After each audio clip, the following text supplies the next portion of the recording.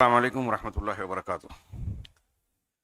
الحمد للہ رب العالمین والصلاة والسلام علی سید المرسلین وعلی آلہ وصحبہ اجمعین ومن تبعہم بإحسان الی یوم الدین۔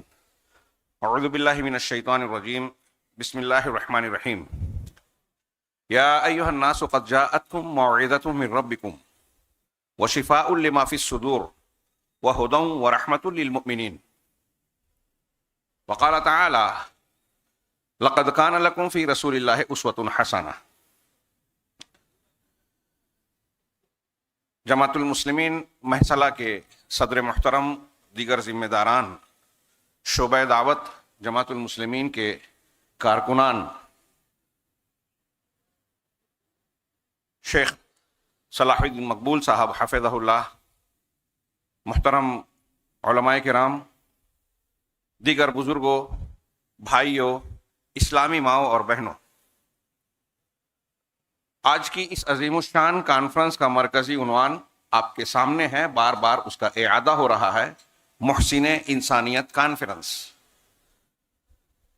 محسن انسانیت سے مراد ہم اور آپ سب جانتے ہیں کہ اس سے مقصود، مدلول اور مراد جناب محمد رسول اللہ صلی اللہ علیہ وسلم کی شخصیت ہے۔ اللہ کے نبی جناب محمد رسول اللہ صلی اللہ علیہ وسلم کو اللہ نے تمام جہانوں کے لیے رحمت بنایا۔ وما ارسلناک الا رحمۃ للعالمین۔ مردوں کے لیے رحمت، عورتوں کے لیے رحمت، بوڑھے ہوں، جوان ہوں، بچے ہوں، غلام ہوں، آزاد ہوں، جانور ہوں، جن ہوں، نباتات ہوں، جمادات ہوں، ہر کسی کے لیے رحمت۔ کیسے؟ کیوں آپ رحمت ہے؟ کیوں آپ محسن انسانیت؟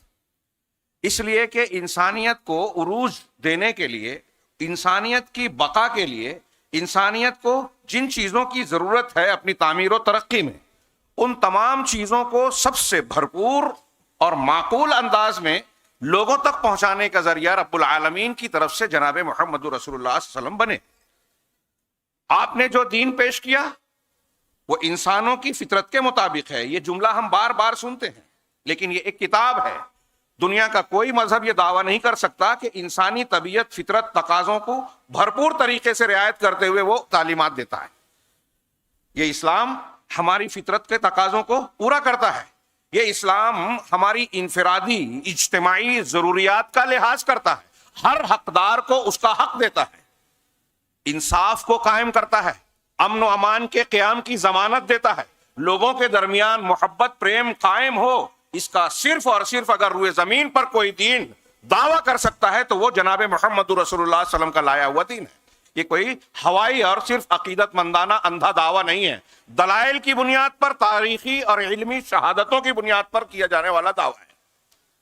آج ہم دنیا کا کوئی بھی خطہ دیکھیں، بڑے بڑے دعوے ہیں، ترقی یافتہ۔ ابھی آپ شیخ سے سن رہے تھے کہ اسلام سب سے زیادہ ماڈرن، اپ ٹو ڈیٹ دین ہے۔ یہ کوئی معمولی بات نہیں ہے کہ اتنی مخالفتوں کے باوجود، جبکہ ہمارے خلاف ہزاروں ویب سائٹس، سینکڑوں ٹی وی چینلز، اخبارات، رسائل، حکومتیں، ان کی مشنریز اور نہ جانے کون کون سے ٹرینڈ تیار شدہ تربیت یافتہ افراد کام کر رہے ہیں، ایسے میں بھی مرد اور خواتین کی بڑی تعداد پوری دنیا میں حلقہ بگوش اسلام ہو رہی ہے۔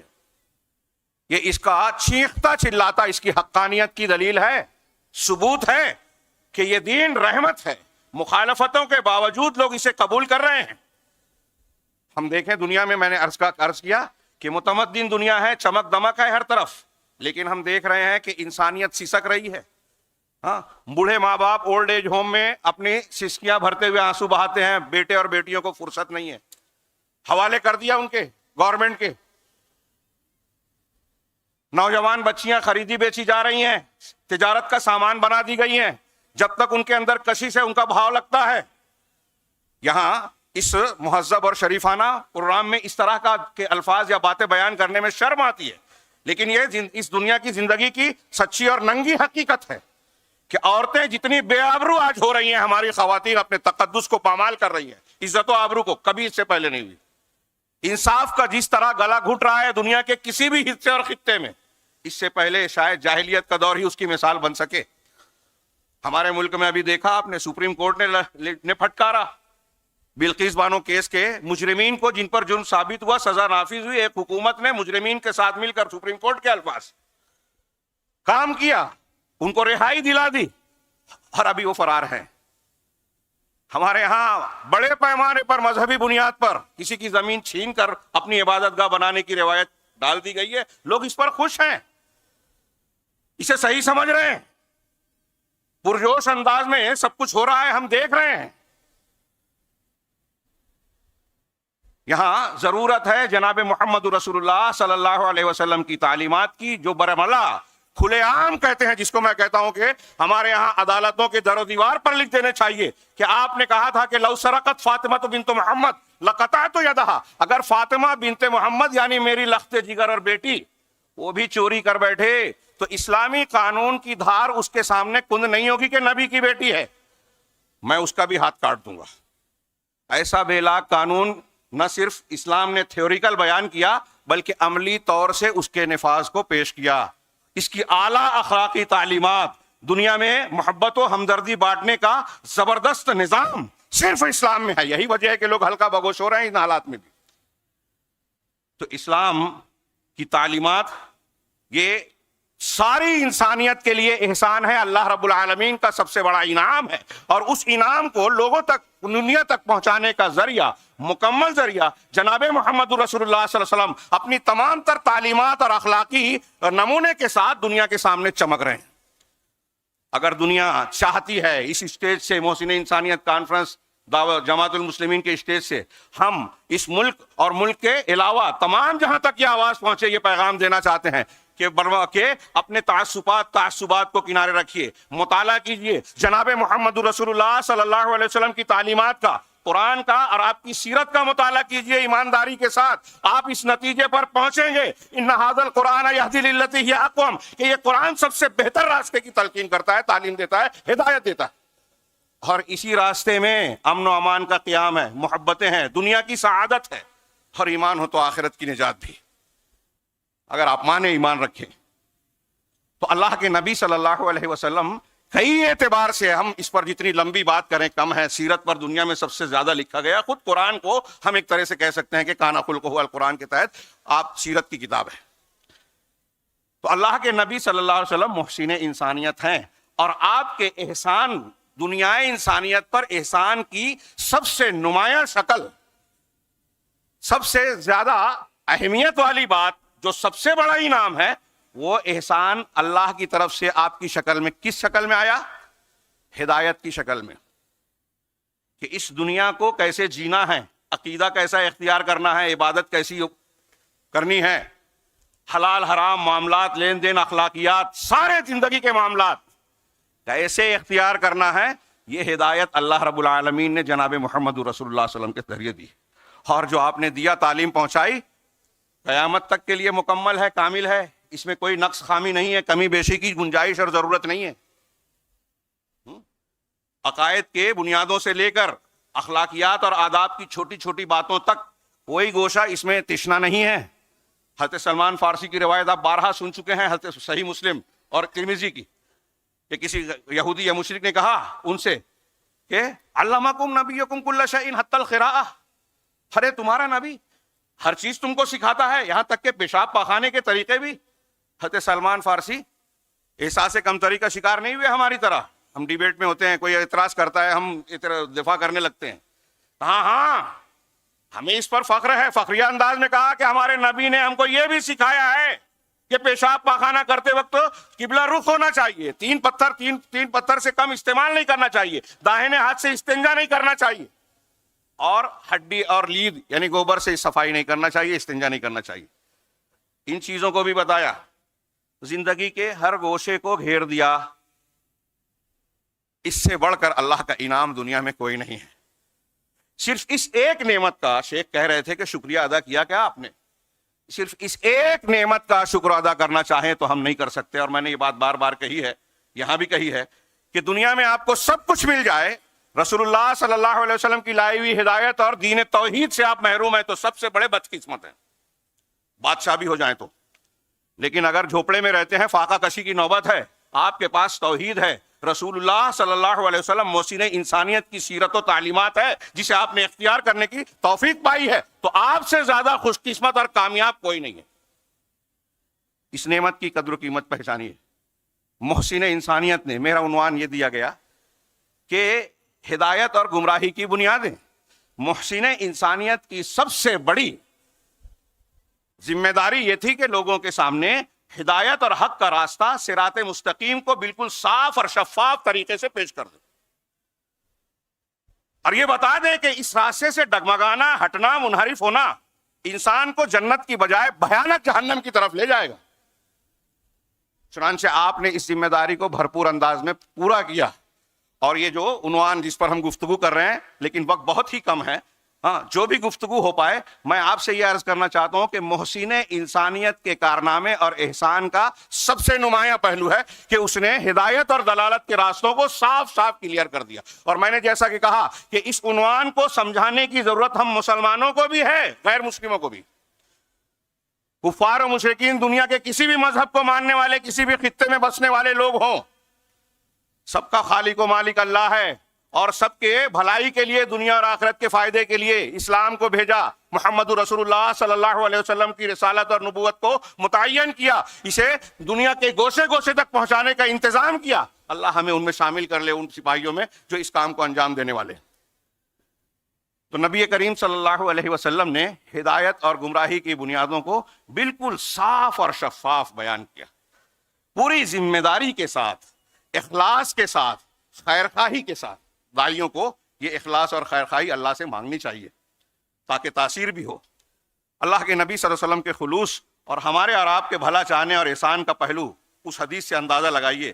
آپ کہتے ہیں نا کہ ان مثلی و مثلکم کمثل رجل استوقد نارا، میری اور تمہاری مثال ایسی ہے جیسے ایک آدمی نے آگ روشن کی، فجعل هؤلاء الجنادب یقعن فیہا، اب یہ پروانے پرندے جو ہیں اس پر گرتے جا رہے ہیں، اس شمع پر، اس آگ میں گرے جا رہے ہیں، وَهُوَ يَذُبُّهُنَّ عَنْهُ، اور وہ اس آگ سے ان کو کھدیڑ رہا ہے، ہٹا رہا ہے، روک رہا ہے کہ اس میں جل کر مر نہ جائیں۔ تو میری اور تمہاری مثال ایسی ہی ہے، تم جہنم کی طرف لپکے جا رہے ہو، گرے جا رہے ہو، میں تمہاری وَأَنَا آخِذٌ بِحُجَزِكُمْ، میں تمہاری کمر کو پکڑ پکڑ کر تمہیں جہنم کے جانے سے روک رہا ہوں، لیکن تم میرا ہاتھ چھڑا کر اس میں گرے جا رہے ہو۔ دنیا میں بھی آپ امتی امتی، میدان محشر میں بھی، میں اشارہ صرف کر رہا ہوں، تفصیل کا موقع نہیں، کہ دوسرے انبیاء کرام کہیں گے نفسی نفسی نفسی۔ محمد رسول اللہ صلی اللہ علیہ وسلم نے دنیا کی جو دعا اپنی ریزرو کر لی، نہیں مانگی، مستجاب دعا، ایک دوسری حدیث میں ہے صحیح مسلم کی، اس کے تحت وہ قیامت میں محشر میں جب دوسرے لوگ نفسی نفسی کہیں گے انبیاء کرام تک، نبی پاک صلی اللہ علیہ وسلم کہیں گے امتی امتی امتی۔ یہ محسن انسانیت کہ اس قسم کے پہلوؤں پر ہم غور کریں تو بہت لمبی بات ہوگی۔ یہاں گفتگو کا موضوع ہے کہ ہدایت و ضلالت کو آپ نے کس طرح پیش کیا۔ بار بار آپ دہراتے تھے۔ میں نے ابھی قرآن کی ایک آیت پڑھی شروع میں، یا ایھا الناس، لوگوں کو خطاب کر کے کہا، صرف مسلمانوں کو نہیں، دنیا کے سارے انسانوں کو، قد جاءتکم موعظۃ من ربکم، تمہارے پروردگار کی طرف سے تمہارے پاس وعظ و نصیحت کی بات آ گئی۔ یہ قرآن آ گیا، قرآن سے بہتر نصیحت، قرآن سے اچھی بات کوئی دوسرے نہیں ہے۔ ابھی آپ نے ترانہ اہل حدیث سنا، کیا شاندار تھا۔ آتے نہیں ہم کو کس سے نئے پرانے، ہمارے پاس توحید ہے، قرآن ہے، سنت ہے، یہی منہج ہے، یہی ہدایت ہے، ہدایت کی بنیاد ہے۔ تو تمہارے پاس تمہارے پروردگار پالنہار، دیکھیے رب کا لفظ استعمال کیا، اللہ کے دوسرے نام کا نہیں۔ اس کی بھی ایک حکمت ہے کہ رب نے جیسے ہم کو کھانے پینے، پہننے اوڑھنے اور زندگی کے دوسرے سامان دیے، ایسے ہی ہمارے لیے ہدایت کا انتظام کیا، نصیحت کا انتظام کیا، جس کی بنیاد پر ہماری دنیا اور آخرت سنور جائے۔ تو تمہارے پاس تمہارے پروردگار کی جانب سے نصیحت آ گئی، وَشِفَاءٌ لِمَا فِي الصُّدُورِ، اور دل کے جتنے بھی امراض ہیں، بیماریاں ہیں، ان کی شفا کا نسخہ آ گیا۔ قرآن کفر، شرک، لالچ اور دل کی جتنی بیماریاں ہیں، شبہات اور شہوات کی، ساری بیماریوں کا علاج کرتا ہے۔ یہ ہدایت کی بنیاد قرآن بیان کر رہا ہے۔ وَهُدًى وَرَحْمَةً وَرَحْمَةٌ لِّلْمُؤْمِنِينَ، اور ہدایت ہے، مومنوں کے لیے رحمت ہے۔ ایک ایک لفظ، ایک ایک کتاب ہے، ایک ایک مضمون ہے۔ ہدایت، یہی ہمارا عنوان ہے، اللہ تعالیٰ کہہ رہا ہے کہ یہ جو قرآن آیا یہ ہدایت ہے، ہدی للمتقین ہدی للناس، الگ الگ مقامات پر اس کی توجیحات آپ سنتے رہتے ہیں۔ قرآن کے علاوہ کوئی دوسری، اب قرآن جب ہدایت ہے تو قرآن سے ہٹ کر قرآن کی مخالفت میں کوئی بھی کتاب ہو، کوئی بھی تعلیم ہو، کوئی غلط معنی مفہوم اور تفسیر ہو، وہ ہدایت ہو سکتی ہے کیا؟ ہدایت کی جب ضد ہوگی، قرآن کی تعلیم کے خلاف کوئی بات پیش کی جائے گی تو وہ ہدایت نہیں، ضلالت ہوگی۔ پیش کرنے والا کیسا بھی ہو، کوئی بھی ہو، کتنا بھی مشہور ہو، کتنا بڑا ہو، اس کو گمراہی ہوگی۔ یہ میں نے ایک آیت پیش کی، ایسی 50 آیتیں آپ سنتے رہتے ہیں، ابھی سن چکے ہیں ہمارے علماء کرام سے بہت ساری آیتیں۔ ابھی آپ نے سنا نبی کریم صلی اللہ علیہ وسلم ہر خطبۃ الحاجہ میں، خطبۃ الجمعہ میں یہ تکرار کے ساتھ صحابہ کے سامنے کہتے تھے۔ صحابہ کرام بدعتی نہیں تھے، ہو بھی نہیں سکتے تھے۔ صحابہ کرام میں فکری، عملی، نفسیاتی، عبادات کا انحراف نہیں تھا، کچھ بھی نہیں، لیکن پھر بھی آپ ہر جمعہ کو کہہ رہے ہیں فَإِنَّ خَيْرَ الْحَدِيثِ كِتَابُ اللَّهِ، کہ سب سے بہتر بات اللہ کی کتاب ہے۔ اب یہ ہم اور آپ مانتے ہیں کیا؟ اللہ کی کتاب ہے۔ آج آپ کو ایسے بہت سارے لوگ ملیں گے جو کہتے ہیں قرآن کو نہ پڑھو، ترجمے سے نہ پڑھو، قرآن حدیث کو ایسے ہی پڑھنے سے گمراہی آ جائے گی، اور مختلف کتابیں ایسی بنا رکھی ہے کہ قرآن و حدیث کے مقابلے میں اس کو زیادہ اہمیت دے رکھی ہے، اسی کو نظام زندگی، دستور زندگی اور اپنے دین کی اور دعوت کی بنیاد بنا رکھا ہے۔ اللہ نے جو کتاب نازل کی ہے اس میں کچھ کمی ہے جو آپ فلاں اور فلاں کی طرف دیکھتے ہیں۔ اللہ کے رسول فرما رہے ہیں ہر جمعہ کو بہترین بات اللہ کا کلام، وخیر الہدی ہدی محمد، اس کو ہدی بھی پڑھا اہل علم نے اور ہدا بھی پڑھا، کہ سب سے بہتر طریقہ ہدی کا ترجمہ، اور ہدا سب سے بہتر ہدایت، سب سے اچھی ہدایت محمد صلی اللہ علیہ وسلم کی ہدایت ہے۔ لیکن آج محمد صلی اللہ علیہ وسلم سے محبت اور ایمان رکھنے کے دعوے دار کتنے ایسے ہیں جو محمد صلی اللہ علیہ وسلم پر اکتفا کرنے کے لیے تیار ہی نہیں ہے، صدیق اکبر کی طرح۔ بلکہ کسی کو کوئی شیخ چاہیے، کسی کو کوئی پیر صاحب پسند ہے، کسی کو کوئی امام پسند ہے، کوئی کسی پر بیعت کرتا ہے اور اس کے سامنے اللہ اور رسول کی بات پیش کی جائے تو جیسا کہ ابھی آپ نے سنا کہ بخاری مسلم پڑھ کے تبرک تو حاصل کریں گے، بخاری مسلم کی حدیث پر عمل اس لیے نہیں کریں گے پیر صاحب کا فتویٰ، ان کا اجتہاد، ان کا کشف قرآن و حدیث کے خلاف ہے، یہ ہدایت کی مخالفت ہے۔ تو اللہ کے رسول کہہ رہے ہیں سب سے بہتر ہدایت اللہ کے محمد صلی اللہ علیہ وسلم کی ہدایت ہے۔ ہاں، فَإِنَّ خَيْرَ الْحَدِيثِ كِتَابُ اللَّهِ وَخَيْرَ الْهَدِيِ هَدْيُ محمد صلی اللہ علیہ وسلم وَشَرَّ الْأُمُورِ مُحْدَثَاتُهَا۔ یہ دو چار جملہ جو نبی پاک صلی اللہ علیہ وسلم دہراتے تھے نا، میرے عنوان کی ساری باتوں کو گھیرنے کے لیے کافی، لیکن حالات اور حاجات کے اعتبار سے کچھ تفصیل کی ضرورت پیش آتی ہے۔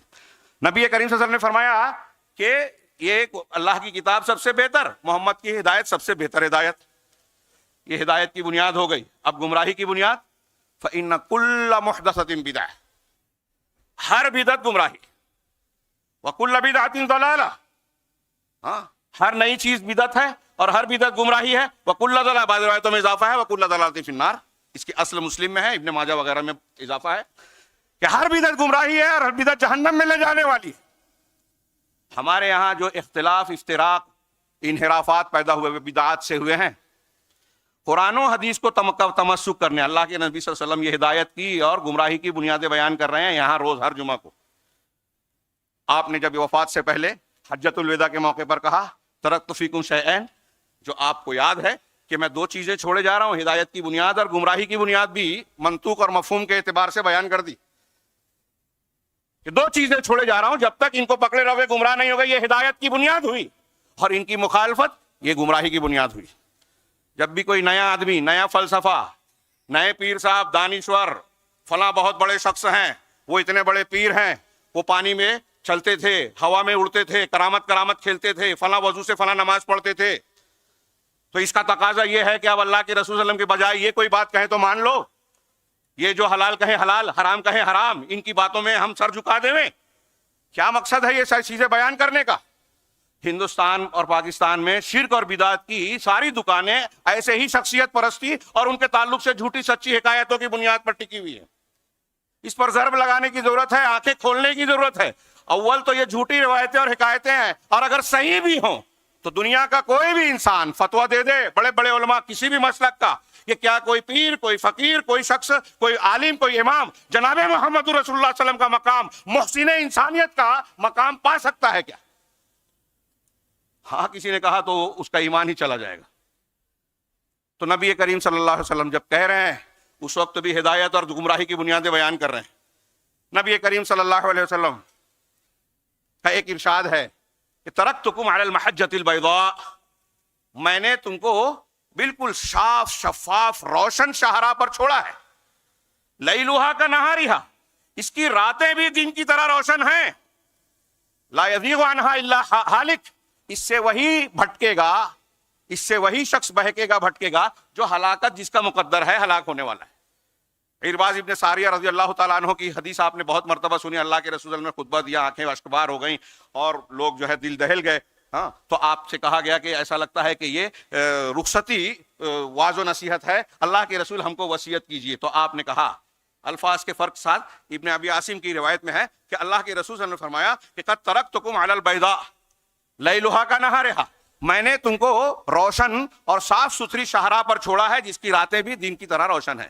یہ اس میں ان لوگوں کا جواب ہے، منہ توڑ جواب، جو کہتے ہیں کہ قرآن حدیث سمجھ میں نہیں آتی، حق اور باطل سمجھ میں نہیں آتا، کس کی مانے، یہ عالم ایسی بات کہتا ہے، وہ ایسی کرتا ہے، اس کی بھی صحیح لگتی ہے، اس کی بھی صحیح۔ اگر آپ ایمانداری سے تحقیق کریں گے، سچائی کو معلوم کرنا چاہیں گے، تو نبی کریم صلی اللہ علیہ وسلم کا یہ فرمان آپ کو کی بنیاد پر میں کہہ رہا ہوں کہ بالکل شفاف طریقے سے آپ کو صحیح دین سمجھ میں آ جائے گا، اس لیے کہ اس کی راتیں بھی دن کی طرح روشن ہے۔ اللہ کے رسول کے اس فرمان کا معنی کیا ہے؟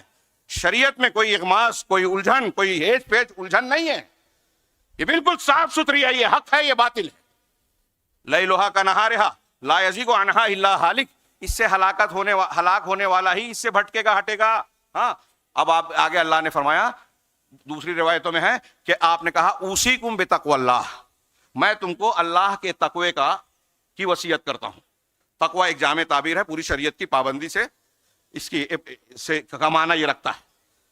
تقوی اختیار کیا تو ہم نے اپنے آپ کی شخصی تعمیر کر لی۔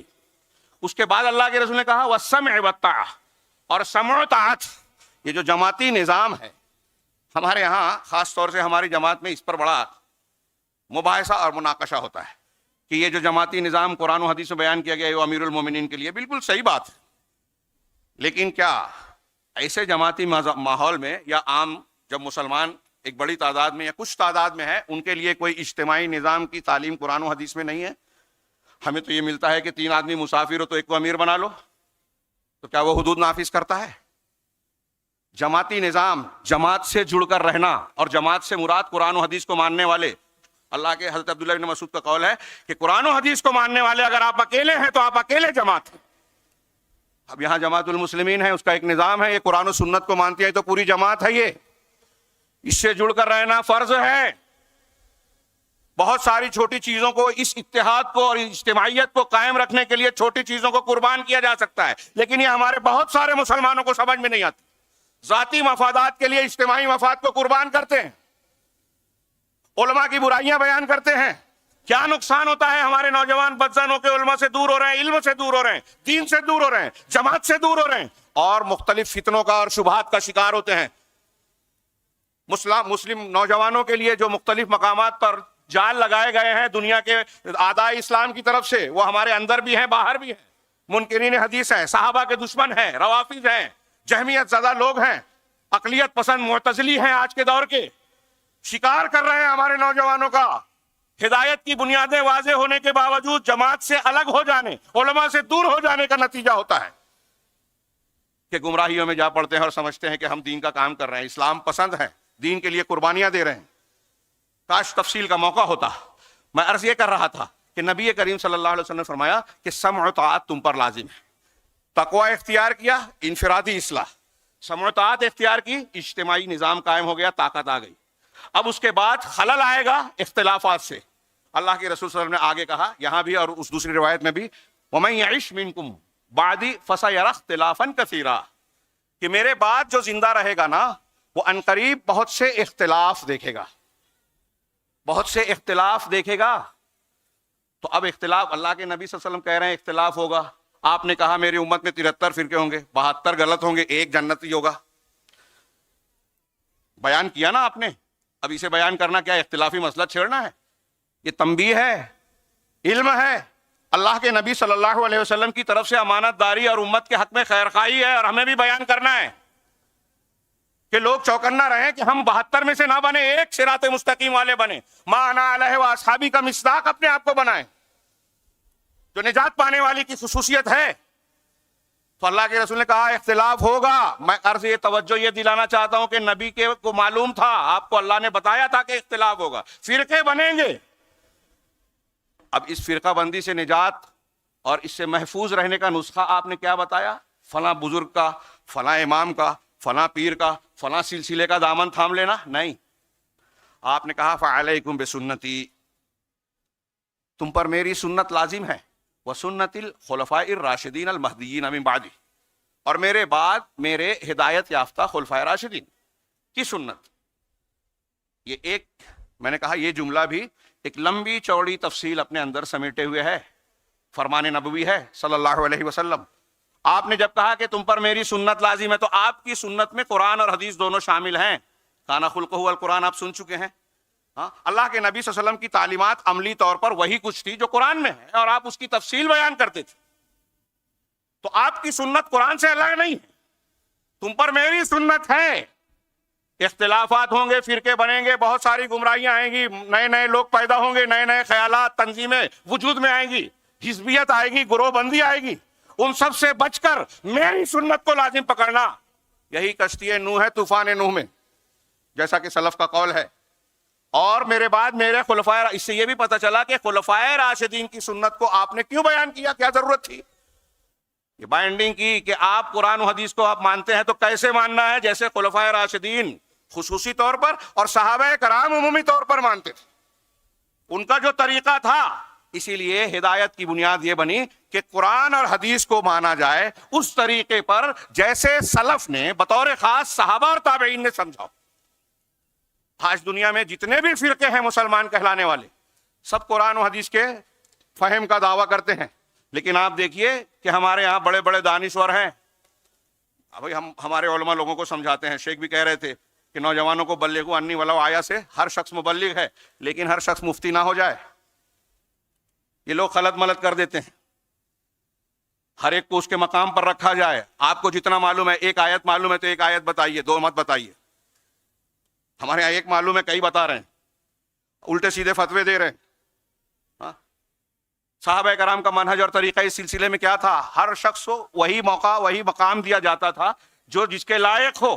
اور یہ بھی محسن انسانیت کی سنت ہے. میں ضمناً چلا جاؤں، شاید بعد میں بات آ نہ پائے. نبی کریم صلی اللہ علیہ وسلم کو دیکھیے، آپ کی خصوصیات میں سیرت کا ایک بہت بڑا نمایاں پہلو اور ہمارے لیے سیکھنے کا مقام یہ ہے کہ پوری سیرت طیبہ اور حیات طیبہ میں آپ دیکھیں گے کہ آپ نے جس ذمہ داری کو جس شخصیت کے حوالے کیا، اس کام کے لیے وہ شخصیت انتہائی موزوں اور بہتر تھی. حضرت مصعب بن عمیر رضی اللہ تعالیٰ کو بھیجا مدینہ میں دعوت دینے کے لیے، ہجرت سے 1 سال پہلے.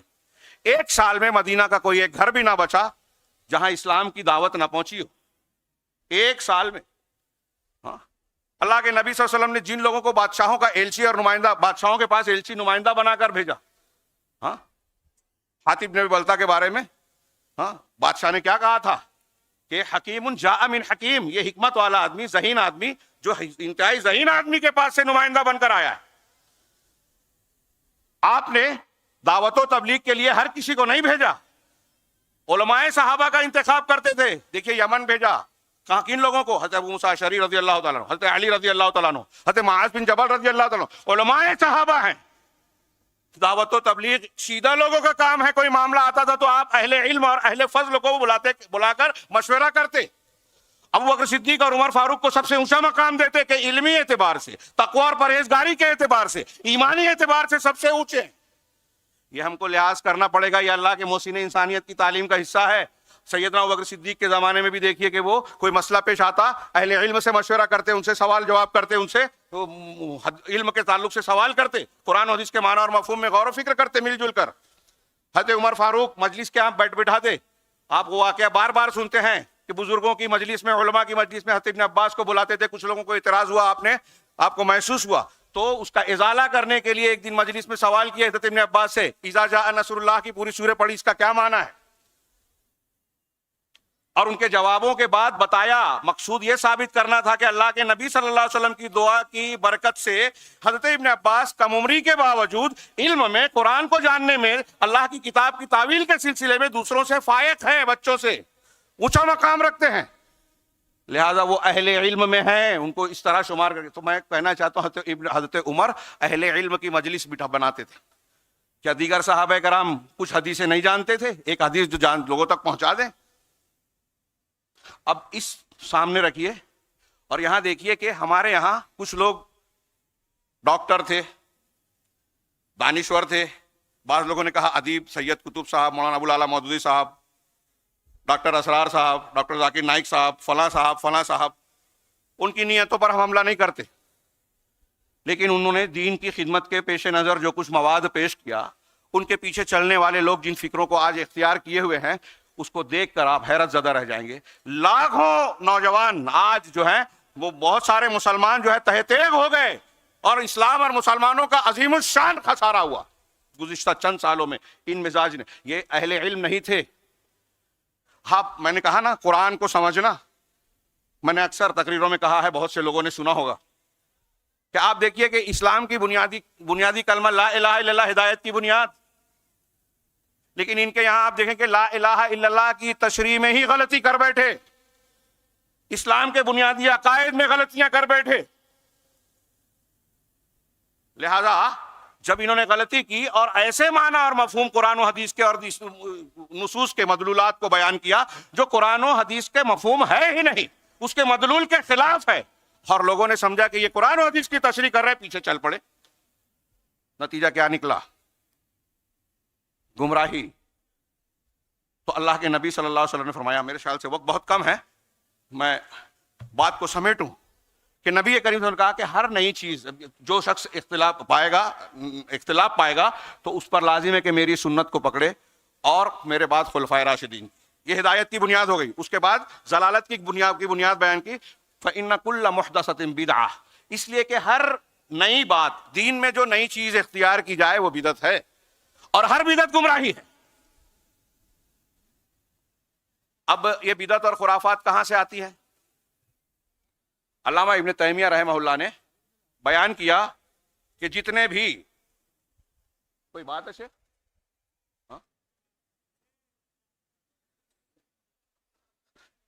علامہ ابن تیمیہ رحمہ اللہ نے کہ جتنے بھی گمراہ بدعتی فرقے آپ کو ملیں گے مسلمانوں میں، ان کی گمراہی کی دو بنیادیں ہیں، اور ساری گمراہیوں کا مرکز یہی دو بنیادیں بنتی ہیں۔ میں اپنے الفاظ میں بیان کر رہا ہوں ان کی بات کو۔ وہ کہتے ہیں کہ ایک متکلمین کی بنیاد ہے، علم کلام والے، فلسفہ اور منطق والے، اور ایک صوفیہ کی بنیاد ہے، اہل وجدان، اہل ذوق۔ پہلوں کی بنیاد یہ ہے کہ انہوں نے قرآن و حدیث کی بجائے اپنے لیے عقل کو دین کی بنیاد بنایا، کہ جو چیز عقل میں آئے گی ہم اسے مانیں گے، یعنی ان کی عقل ان کو وحی کر رہی ہے، قرآن و حدیث کی بجائے وہ عقل کی وحی کو قبول کر رہے ہیں۔ اور دوسرا طریقہ اہل وجدان کا، اہل تصوف کا، تو کہتے ہیں قرآن و حدیث کی بجائے ہماری عقل، ہمارا دل، ہمارا وجدان جو کہے گا، تجربہ جو کہے گا، ہم اسے دین مانیں گے۔ اس سلسلے میں سلف کتنے شدید سختی برتتے تھے، اقوال بھرے پڑے ہیں۔ امام ذہبی نے سیر اعلام النبلہ جلد 4 صفحہ نمبر 472 پر ایک عبارت کہی ہے، میں اس کا ترجمہ کروں شارٹ میں۔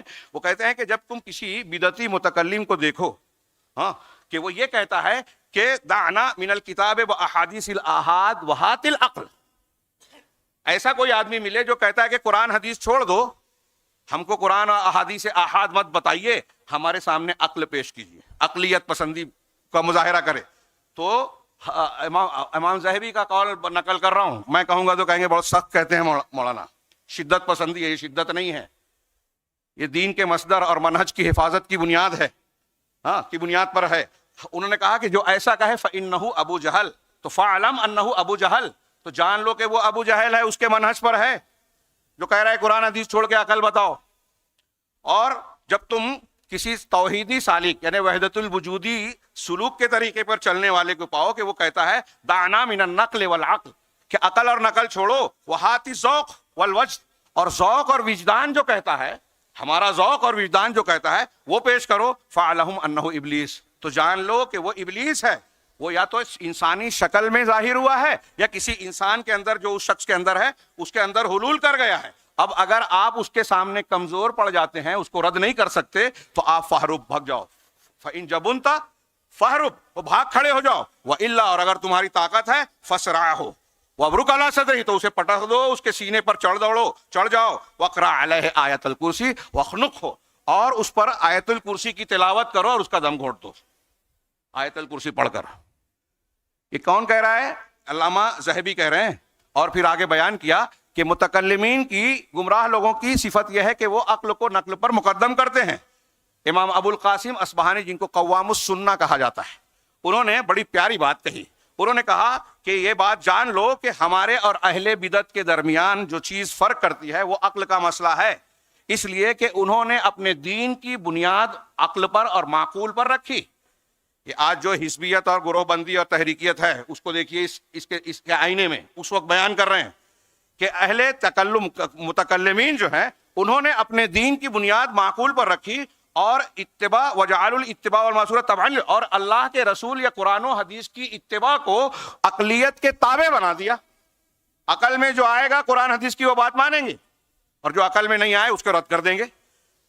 آگے وہ کہتے ہیں کہ اہل سنت والجماعت کا کہنا یہ ہے, ہمارا اور آپ کا اہل الحق کا کہنا یہ ہے کہ الاصل فی الدین الاتباع, دین میں اصل ہدایت کی بنیاد کیا ہے؟ اتباع ہے. اور عقل جو ہے وہ اس کے تابع ہے قرآن و حدیث کے. عقل کو ہم کل عدم قرار نہیں دیتے, لیکن عقل الگ الگ ہے, ہر ایک کی فہم الگ الگ ہے, لہٰذا اس کو شریعت کے تابع کیا جائے. اور اگر شیخ کہہ رہے ہیں کہ اگر دین کی بنیاد عقل پر ہوتی تو مخلوق وحی الہی سے بے نیاز ہو جاتی, انبیاء سے بے نیاز ہو جاتی, نبی کی ضرورت نہیں ہوتی, وحی الہی کی ضرورت نہیں ہوتی. اللہ تعالیٰ کہتا جس کو جو سمجھ میں آئے اس طریقے سے دین کو قبول کرے, مانے. ہاں, وَلَا بَطَلَ مَعَنَا الْأَمْرُ وَالنَّهْيُ, میں تو یہ کہوں کہ اور جو جتنا مذہب کے ماننے والے دنیا میں ہیں سب لوگ صحیح رہتے. ایک آدمی ایک چیز کو پوچھ رہا ہے اور دوسرا اسی کو اس کا رد کر رہا ہے, دونوں صحیح کیسے ہو سکتے ہیں؟ لیکن اس کی عقل میں یہ آ رہا ہے, اس کی عقل میں وہ آ رہا ہے. تو یہ سارے امر اور نہی ہے جو اللہ نے حکم دیا جس سے منع کیا, یہ بھی باطل ہو جائے گا. ایک آدمی کہہ رہا ہے کہ اللہ نے یا کسی نے منع کیا کہ یہ نہیں کرنا چاہیے, اس کی سمجھ میں آ رہا ہے کہ نہیں یہ کرنا چاہیے, تو امر اور نہی بھی بیکار ہو جائے گا. وَلَقَالَ مَنْ شَاءَ مَا شَاءَ, اور جو شخص چاہتا, جو بات چاہتا وہ کہتا. اور اگر دین کی بنیاد عقل پر ہی رکھی ہوتی تو مومنوں کے لیے یہ کہنا جائز ہوتا کہ وہ کہتے کہ قرآن حدیث کی بات اس وقت تک ہم نہیں مانیں گے جب تک ہماری عقل میں نہ آ جائے. یہ جو فرق ہے, ہاں, یہ پچھلے اہل بدعت, اہل اہوا میں اور اہل سنت میں تھا. آج بھی جو ایسی تنظیمیں ہیں جو حزبی تنظیمیں ہیں اور جو بدعتی جماعتیں ہیں, ان کے اور سلفیوں کے درمیان یہی بنیادی فرق آپ کو نظر آئے گا, اقوال میں, افعال میں, منہج میں اور سارے طریقوں میں.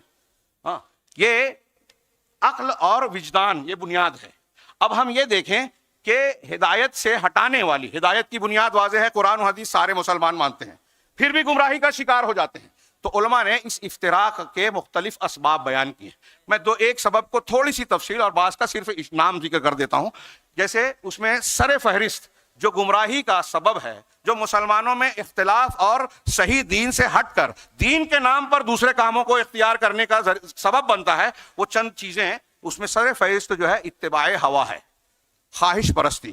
دوسری چیز ہے جہالت قرآن و حدیث کے صحیح مصداق سے, جہالت صحیح عقیدے سے, جہالت صحابہ اور سلف کے منہج سے. قرآن و حدیث کو ماننے کے باوجود قرآن و حدیث کی صحیح مراد, اس کے اصول.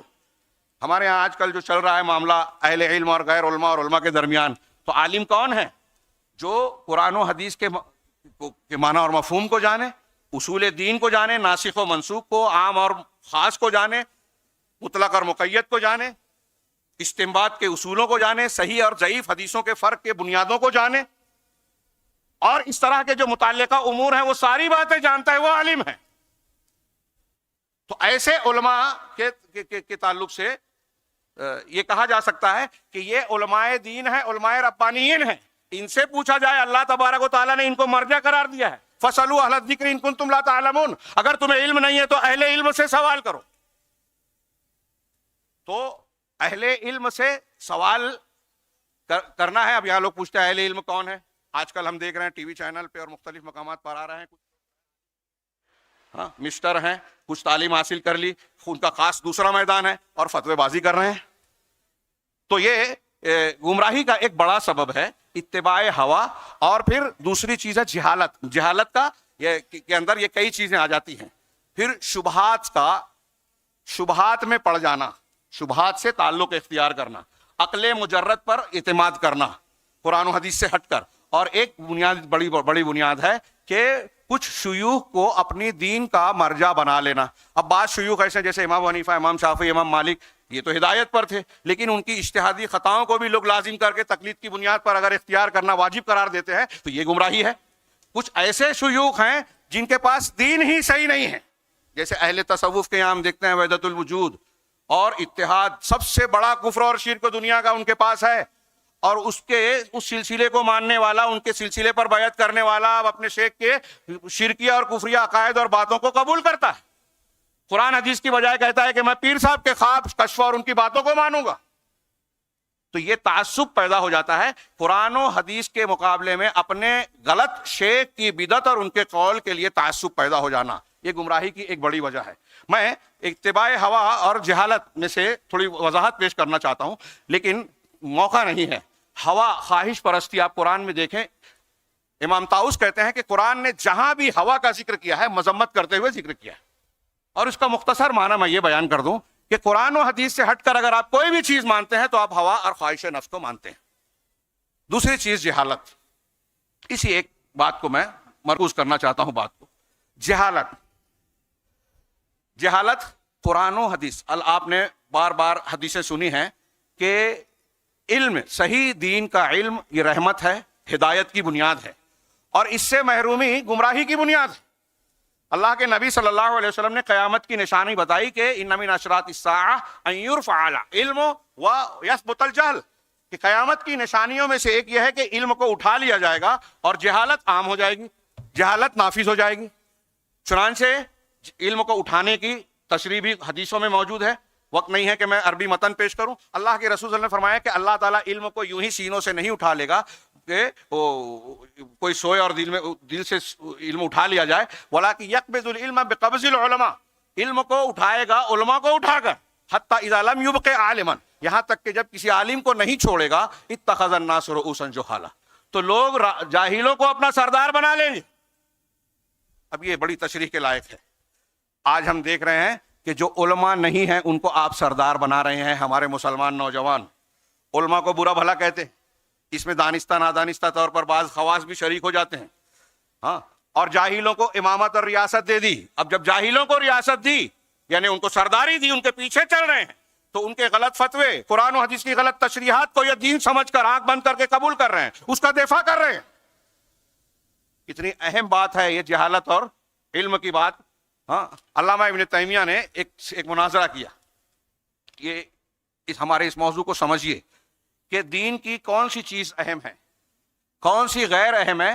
آج ہمارے یہاں اچھے لوگ نہیں سمجھتے. کچھ لوگ فضائل پر محنت کر رہے ہیں، کچھ لوگ کچھ اچھائیوں پر محنت کرتے ہیں بظاہر، اور عقائد کو، منہج کو، بنیاد کو چھوڑ دیتے ہیں. ابھی آپ نے سنا ہم پر یہ الزام ہے کہ ارے توحید کرتے ہو. ہاں، یہ انبیاء کا طریقہ ہے، یہ دین کی تعلیم ہے. علامہ ابن تیمیہ رحمہ اللہ سے بعض اہل بدعت نے کہا کہ جیسے تم کہہ رہے ہو کہ ہمارے اندر بدعت ہے، ایسے مسلمانوں میں زنا کاری بھی ہے. ایک حدیث پیش کی زنا کی برے کو، کہا کہ جیسے بدعت ہے ویسے زنا. علامہ ابن تیمیہ نے کہا کہ یہ غلط بات ہے. جو حدیث تم نے پیش کی وہ تو حدیث صحیح ہے ہی نہیں، اول بات. اور دوسرے، زنا کا تعلق عمل سے ہے، فسق و فجور ہے، اور بدعت کا تعلق عقیدے سے اور منہج سے ہے. بدعت زنا سے بہت بڑی ہے. پھر انہوں نے کہا کہ ہم نے بہت سارے فاسق و فاجر لوگوں سے توبہ کروا لی. علامہ ابن تیمیہ سے وہ کہہ رہے ہیں مقابلین. تو کہا آپ نے توبہ کس گناہ سے کروائی؟ تو کہا وہ چوری ڈکیتی کرتے تھے، زنا کاری کرتے تھے، ہم نے اس سے توبہ کرا لی. علامہ ابن تیمیہ رحمہ اللہ نے ان کو جواب دیا. بہت غور سے سنیے گا، لمبی چوڑی بات کو میں واقعے میں سمیٹ رہا ہوں، موقع نہیں ہے. علامہ ابن تیمیہ نے کہا کہ تم جن لوگوں کو تم نے توبہ کرائی ہے وہ چوری اور ڈکیتی سے توبہ کرائی اعمال میں. جب وہ توبہ سے پہلے وہ اس کو گناہ سمجھتے تھے، گناہ پر تھے، اور اس کو حرام مانتے تھے کہ یہ اللہ کی شریعت میں منع ہے، ہم گناہ کا کام کر رہے ہیں، اور حلال و حرام کا صحیح عقیدہ رکھتے تھے. لیکن جب تم نے ان سے توبہ کروائی تو تم نے اپنا بدعتی عقیدہ ان کو سکھا دیا. اب وہ بدعت کو اختیار کر کے عقیدے کے بگاڑ کا شکار ہو گئے ہیں اور اس بات پر خوش ہیں کہ ہم نے چوری چھوڑ دی, زنا چھوڑ دیا.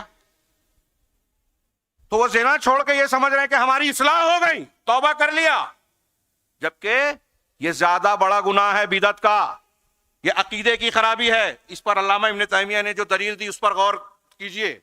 انہوں نے کہا کہ کیا تم نہیں دیکھتے کہ خوارج کا معاملہ کیا تھا؟ اللہ کے رسول صلی اللہ علیہ وسلم نے خود کہا کہ وہ قرآن اس طرح پڑھیں گے کہ تم اپنی قرأت کو ان سے کمتر سمجھو گے, لیکن قرآن ان کے حلق سے نیچے نہیں اترے گا.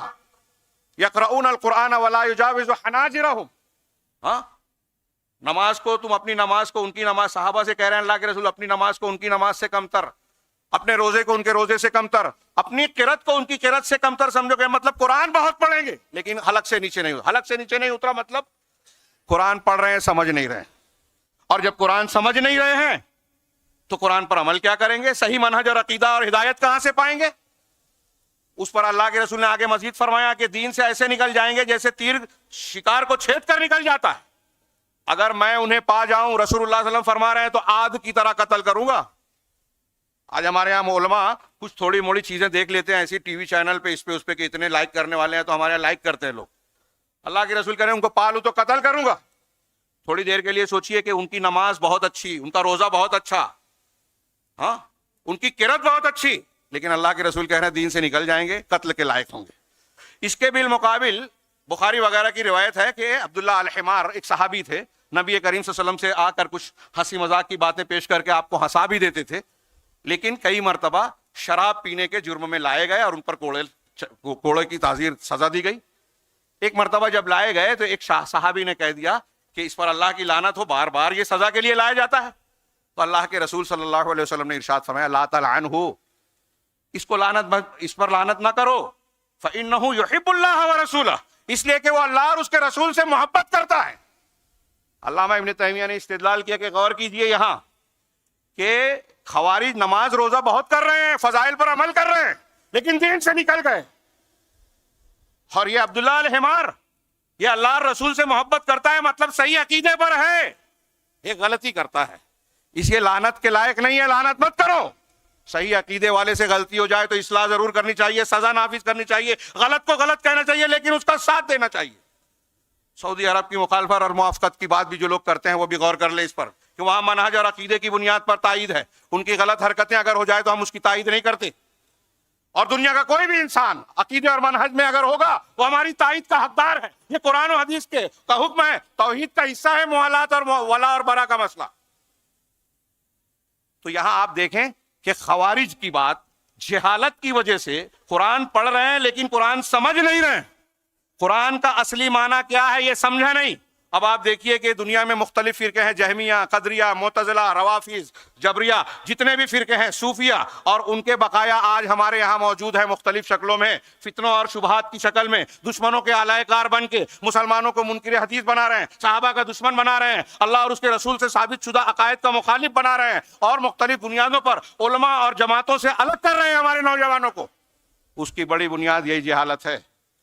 وقت نہیں ہے, آخری بات کہ میں تمام حاضرین سے اور جہاں تک آواز پہنچتی ہے ان سے کہوں گا کہ محسن انسانیت کانفرنس کا یہ پیغام لے کر جائیں کہ اللہ کے نبی جناب محمد رسول اللہ صلی اللہ علیہ وسلم کو اللہ تبارک و تعالیٰ نے ہدایت کی بنیاد بنائی ہے, اور دنیا اور آخرت کی سعادتیں, کامیابیاں ساری کے ساری آپ کی تعلیمات کو اختیار کرنے میں ہے, کوئی مانے یا نہ مانے. آج ہم نہیں مانتے, بعض جگہوں پر ہم جو ہے کترا جاتے ہیں کہ قرآن اور حدیث پر عمل کریں گے تو ہمارا نقصان ہو جائے گا, بہن کو حصہ دینا ہے, بیٹی کو حصہ دینا ہے. نہیں, آپ کا عقیدہ اور یقین اور توکل ہونا چاہیے کہ اگر اللہ اور رسول نے کہا ہے کہ بیٹے کے گردن پہ چھری پھیرنی ہے تو ابراہیم کی طرح تو پھیر دیں, اس سے فائدہ ہی ہوگا. ہمیں لگتا ہے نقصان, اللہ اور رسول کے حکم میں ہمارے لیے نقصان نہیں ہے, اور یہی امتحان ہے. تو ہماری دنیا اور آخرت کے سارے فائدے اور جتنے بھی مسائل ہیں, پریشانیاں ہیں, دشمنوں کی چالیں ہیں, آج ہم پریشان ہیں, اپنے آپ کو قدم قدم پر بے بس محسوس کرتے ہیں, نہ ہمارے مخالف طاقتیں ہم کو چڑھا رہی ہیں, ستا رہی ہیں. ہاں, یہاں ان سارے امور میں ہم اللہ کے رسول صلی اللہ علیہ وسلم کی تعلیمات کا دامن تھامے رہیں, اور یہ یقین کریں کہ اللہ تبارک و تعالیٰ اگر ہم دین محمدی پر قائم ہیں تو نتیجہ والعاقبۃ للمتقین, متقیوں کے حق میں ہوگا. متقی پرہیزگاروں کے حق میں ہوگا. اور نوجوانوں سے یہ عرض ہے کہ آپ کو شکار کرنے کے لیے کیا کیا کچھ کیا جا رہا ہے ہمیں اور آپ کو اندازہ بھی نہیں ہے. تیری بربادیوں کے مشورے ہیں آسمانوں میں. بہت سے جال نصاب تعلیم سے، میڈیا سے، سیاست سے، اقتصادیات سے، گلیمر سے، فلموں سے، کتابوں سے، ہر جگہ سے حملہ ہو رہا ہے اسلام، مسلمانوں اور صحیح عقیدے پر. ہاں، یہ بھی آپ کے اور ہمارے حق ہونے کی دلیل ہے. دنیا کا ہر انسان حق کا مخالف ہے جو باطل پر ہے. ہر بدعتی اہل حدیث سے نفرت کرتا ہے. امام حاکم نے روایت نقل کی کیونکہ باطل کو حق سے ڈر لگتا ہے. یہ آپ کے لیے ڈرنے کی بات نہیں ہے بلکہ یہ خوش ہونے کی بات ہے کہ ہمارے پاس سچائی ہے، اس لیے جھوٹے لوگ ناراض ہیں. تو ہمارا کام یہ بنتا ہے کہ اس سچائی کی قدر و قیمت کو سمجھیں، اس کے معنی اور مفہوم کو جانیں، اور دین سیکھنے کے لیے علماء ربانیین سے رابطہ قائم کریں. اس پر میں کچھ زیادہ بولنا چاہتا تھا کیونکہ آج کل ایک مسئلہ چل رہا ہے لوگوں میں، اور اس میں ایک طریقے سے الجھن پیدا ہوتی ہے، اور سوشل میڈیا پر ہمارے نوجوان اور خاص طور سے کم پڑھے لکھے لوگ زیادہ غیر ضروری مسائل پر گفتگو کریں. میں یہ کہوں گا کہ دین سیکھنا ہے، توحید اور سنت کے تعلیمات کو سیکھنے پر پوری طاقت اور فوکس لگائیں. ہماری خواتین اور مائیں بہنوں سے بھی کہہ رہا ہوں، بہت ضروری ہے، بہت ضروری ہے، بہت ضروری ہے. دنیا اور آخرت کی نجات اسی پر ہے. کیسا کیسا عذاب ہے دنیا میں، ہم جو پریشانیاں دیکھ رہے ہیں نا، آخرت کا عذاب اس سے کہیں شدید ہے. ان سب سے بچنے کا طریقہ یہ ہے کہ طریق محمدی اور دین محمدی کی بنیادوں کو سیکھیں، اور اس سیکھنے کا طریقہ ہے قرآن و حدیث کو سیکھنا. قرآن و حدیث کی صحیح تعلیم حاصل کرنے کے لیے علماء ربانیین کی مجلسوں کو لازم پکڑیں، جماعت کو لازم پکڑیں. جماعت سے الگ ہونے والا تصور دماغ سے کھرچ کر نکال دیں. اپنے آپ کو بہت قابل سمجھنا، اپنے آپ کو بہت عقل والا سمجھنا گمراہی کے راستے پر لے جاتا ہے. اپنے آپ کو قرآن و حدیث کے تابع کیجیے. بڑوں کے جو قابل اعتماد ہیں، میں نے جیسا کہ کہا کہ اہل علم، تو اہل علم کون معتمد ہیں؟ جن کی دوسرے علماء اہل حدیث، اب جانتے ہیں کہ روئے زمین پر صحیح مسلک آج اہل الحدیث کا ہے. تو اہل الحدیث کے جو کبار علماء ہیں، جو معتمد علماء ہیں، اگر وہ تائید کر رہے ہیں تو آنکھ بند کر کے اس عالم پر اعتماد کیا جا سکتا ہے. عالم سے غلطی ہو سکتی ہے، اس میں کوئی شک نہیں، تو اس کی غلطیاں بھی اجاگر ہو جائیں گی.